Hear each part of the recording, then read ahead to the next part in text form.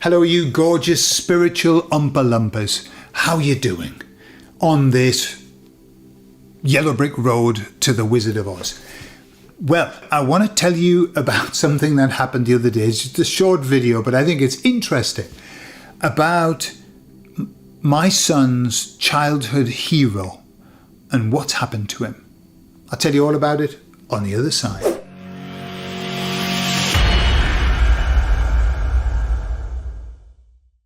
So I don't know if I've talked about this before. I probably have, but there's this program called FGTV. And it's a program for kids. It's a family, a dad called Duddy and his family, who do live streaming. They generally just play games. They have documented their entire life, from the children being born all the way through. And all they do is they get together and play games. Beautiful. My son, the eldest son, watched them all of the time when he was little, when he got into them. My next son down, my youngest son, he watches them all of the time. It's like a phase they go through, and they get to FGTV and they love it. I have never necessarily loved it because Duddy, the dad, screams a lot. So he screams like a girl, and I don't particularly like that. However, the kids love it. Love it. So he's been around now. My son's 12 and he was watching FGTV when he was 6. So maybe, I don't know, probably been longer, 6 or 7, 8 years maybe they've been around. And so I've got to know them. I know all the family. My sons know their names and how old they are and everything like that. And it's, you know, they're nice people. You can tell that. So what happened the other day? My son, littlest son, said to me, Daddy, tell me, do you think that Donald Drunk, that's what he called him, do you think that Donald Drunk will win? And what will he win? And what's the name of that woman? Right? He was fully, briefed on the American elections. And I said, it's not Donald Drunk. At least he didn't say Donald Duck. Donald Drunk. I said, it's Donald Trump. He went, okay. I said, what's the problem? He's 8. Why do you want to know whether he's going to win or not? He said, because Duddy has said that if he doesn't win, he's going to stop doing videos. Right? And I thought, what? Because this guy never gave any indications of being one way or another, never got politics involved in his stuff, thank goodness. It's good. Anyway, so I thought, I'll have a look. And sure enough, he has done a series of videos, but it didn't stop there. So he endorsed Donald Drunk, okay? But not in the, I am endorsing Donald Drunk because America needs to change. No, he was hysterical. He was screaming as well, like a girl. Again, no, he was hysterical, saying that he didn't care if he lost his channel, and they've got millions upon millions of subscribers. I don't care if I lose my channel. I've got to do this. I know this is the right thing to do. As a Christian, I've got to do it. Leading on to other videos where he said that he's had an epiphany. He's always been a Christian, but he's had an epiphany. Messages that he's got to sort his life out. He was crying, saying, what am I doing with my life? I've got to do more. I need to talk about God. The full-blown epiphany is what he's had. And I'm sitting sucking on a lemon because, it's virtual death to do something like that. You've got millions of subscribers and then you come out shouting about God in a rather hysterical way. But, my heart goes out to him and I admire him so much for what he's done. I admire what he's done, and I admire so many people who are putting themselves out there, putting themselves into, let's say, perceived danger. People like Candace Owen, who she's going for it in a big way, putting herself into God knows what perceived danger. And yet it's going really well for her.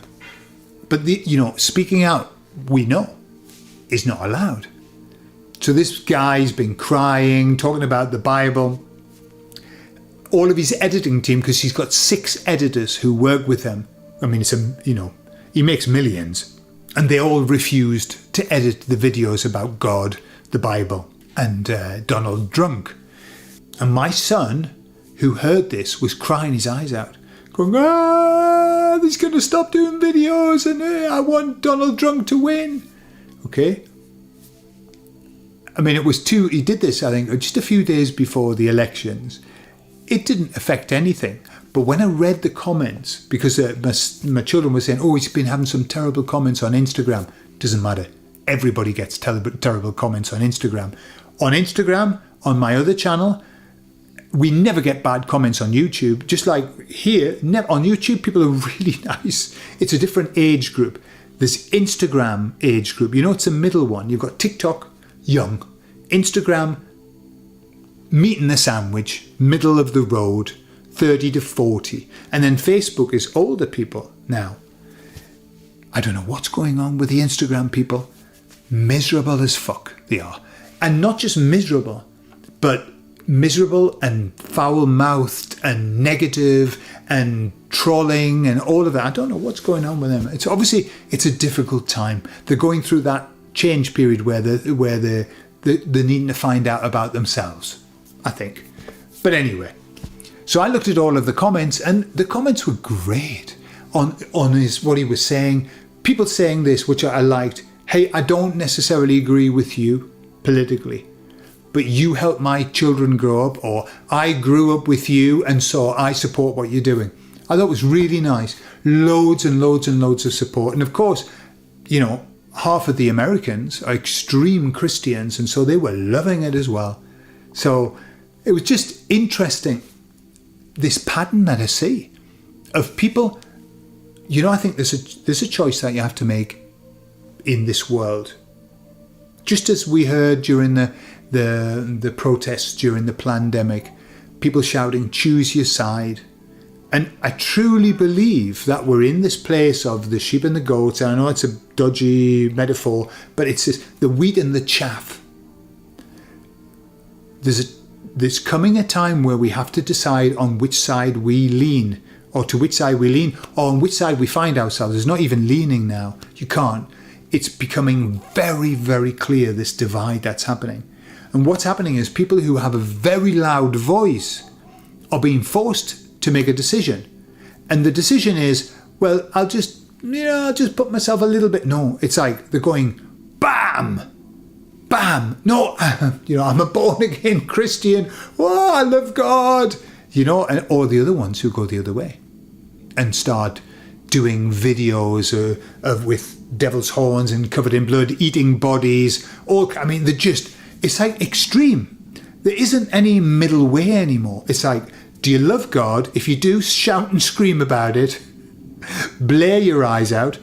Do you love the devil? If you do, show it.